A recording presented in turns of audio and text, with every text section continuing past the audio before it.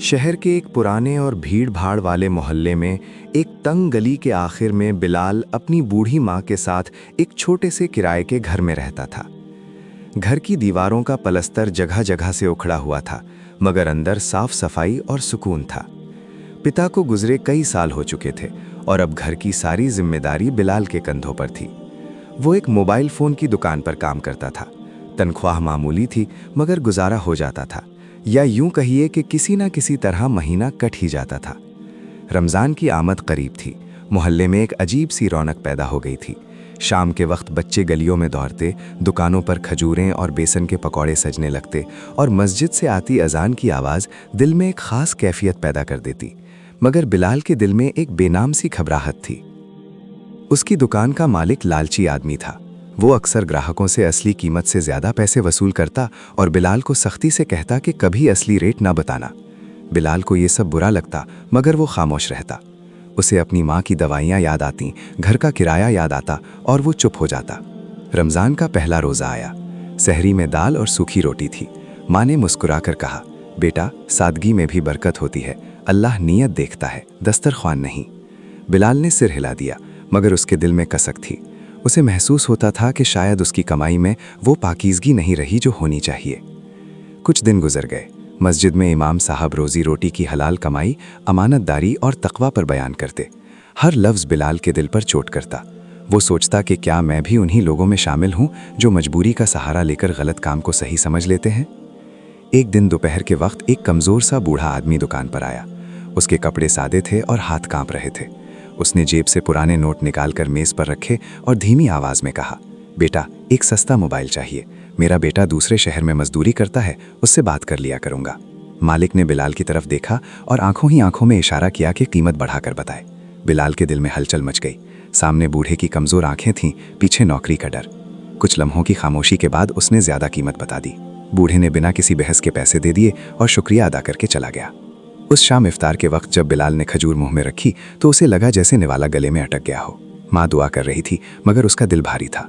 रात भर वो करवटें बदलता रहा। उसे बार बार वही बूढ़ा याद आता रहा। अगले दिन अचानक वही बूढ़ा अपने नौजवान बेटे के साथ दुकान पर आया। बेटे को असली कीमत का पता चल चुका था। उसके चेहरे पर गुस्सा था। मालिक ने तुरंत सारा इल्ज़ाम बिलाल पर डाल दिया। कहा कि कीमत उसी ने बढ़ाई थी। कुछ ही पलों में बिलाल पर धोखेबाज होने का आरोप लगा और उसे नौकरी से निकाल दिया गया। बिलाल के कदम लड़खड़ा गए। इज्जत भी गई, रोजगार भी। मोहल्ले में बात फैल गई। वो घर पहुंचा तो माँ ने उसका चेहरा देखकर सब समझ लिया। बिलाल ने सच सच सब बयान कर दिया। उसकी आंखों से आंसू करते रहे। उसे लगा कि माँ टूट जाएंगी, मगर माँ ने उसके सिर पर हाथ रखा और नरमी से कहा, बेटा, गलती मान लेना ही असली हिम्मत है।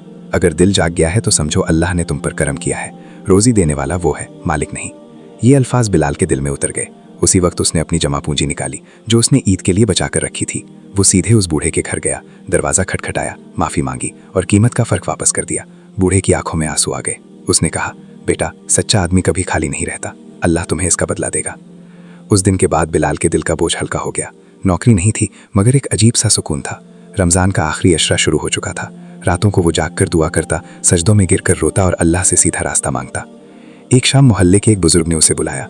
वे सालों से एक छोटी सी पुरानी दुकान चला रहे थे, मगर अब बीमारी की वजह से काम जारी नहीं रख सकते थे। उन्होंने बिलाल से कहा, मुझे एक ईमानदार लड़के की ज़रूरत है।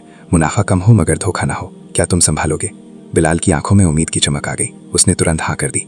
दुकान छोटी थी, सामान कम था, मगर नीयत साफ थी।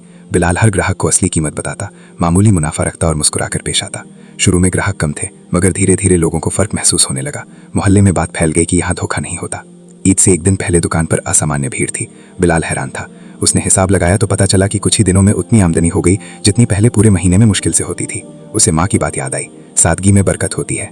ईद की सुबह उसने माँ के लिए नया जोड़ा खरीदा। जब उसने तोहफा दिया तो माँ की आंखों से आंसू बह निकले। उन्होंने दुआ दी, अल्लाह तुम्हें हमेशा हलाल रोजी दे और तुम्हें सच पर कायम रखे। कुछ अरसे बाद वही पुराना मालिक आर्थिक मुश्किलों में गिर गया। उसकी दुकान पर ग्राहक कम हो गए थे। एक दिन वो बिलाल के पास आया। उसके चेहरे पर शर्मिंदगी साफ छलक रही थी। उसने अपनी गलती मान ली। बिलाल के दिल में कोई बैर नहीं था। रमज़ान ने उसे माफ़ करना सिखा दिया था। उसने इज्जत से बिठाया और कहा, अल्लाह सबको हिदायत दे। वक्त गुजरता गया। बिलाल की दुकान तरक्की करती गई। उसने एक मददगार भी रख लिया, मगर पहली नसीहत यही दी, रोज़ी कम हो मगर हलाल हो। हर साल जब रमज़ान आता और सहरी के वक्त खामोश गलियों में अजान की आवाज़ गूंजती, बिलाल को वो रात याद आती जब उसका दिल बेचैन था। वो जानता था कि अगर उसने उस वक्त सच का रास्ता ना चुना होता तो शायद आज सब कुछ अलग होता। जिंदगी में आजमाइशें जरूर आती हैं, मगर जो शख्स सच का दामन थाम ले, अल्लाह उसके लिए रास्ते खोल देता है। रमजान का असली पैगाम भी यही है कि इंसान अपने नफ्स का मुहासबा करे, गलती माने और सच्चाई की तरफ लौट आए। और कभी कभी एक आखिरी सहरी सचमुच इंसान की पूरी जिंदगी बदल देती है। उम्मीद है आपको ये कहानी बहुत पसंद आई होगी। Please subscribe, comment and like करना ना भूलिए। मिलते हैं कल एक नई कहानी के साथ।